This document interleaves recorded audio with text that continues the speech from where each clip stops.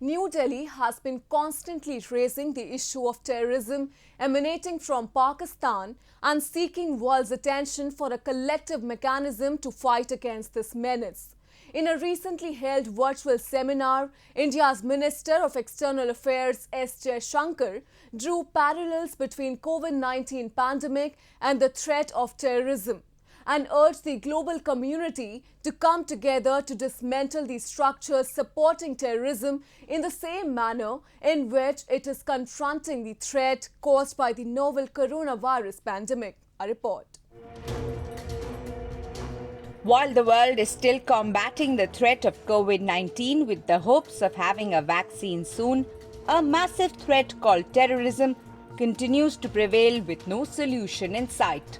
At the 19th Darbari Seth Memorial Lecture held virtually on 28 August, India's External Affairs Minister S. Jaishankar talked about the contemporary challenges that have overwhelmed the present global society and the need to have a holistic approach to deal with them. Talking about the challenge of terrorism, Jaishankar said it is a cancer that impacts all of humanity just like a pandemic. Terrorism was not born on 9/11, nor has the COVID been the only pandemic. We have long known intellectually that terrorism is a cancer that potentially affects everyone, just as pandemics potentially impact all humanity. And yet, in both cases, globalized focused response to either challenge have tended to emerge only when there has been sufficient disruption created by a spectacular event.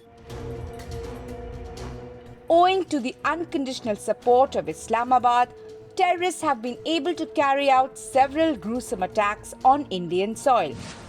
Incidents like the 2005 Delhi bombings, 26/11 Mumbai attacks, and the 2019 Pulwama CRPF attack have cumulatively claimed more than 200 lives in India. Taking an indirect jibe at Pakistan, Jaishankar slammed the country for being the exporter of terrorists and dramatically calling themselves a victim of terror.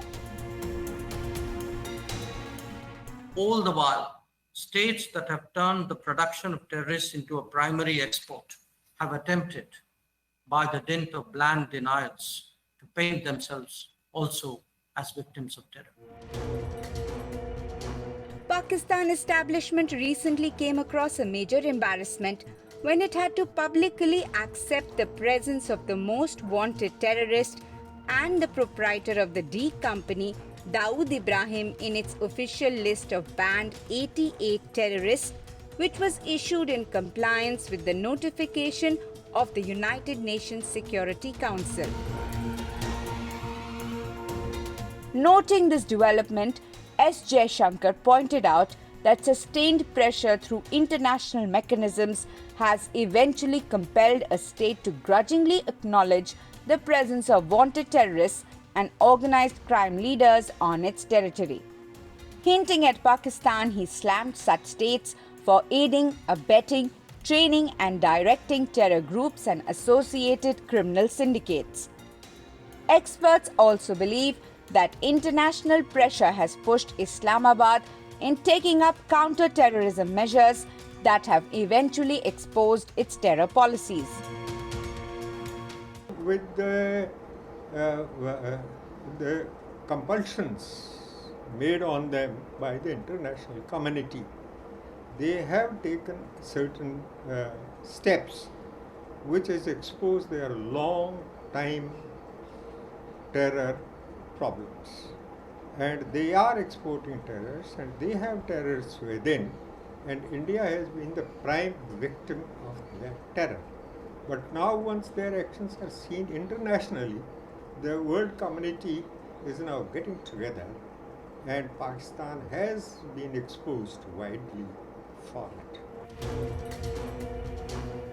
While India has been consistently raising concerns over Pakistan's terror funding policy, it is also for the international community to keep a check on such terror financing structures and dismantle them by putting sanctions over terrorism sponsoring states.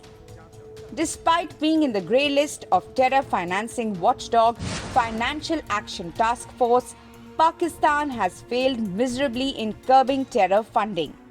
Hence, if it continues to finance terror outfits, the day is not far when it will be blacklisted for its support to terrorism.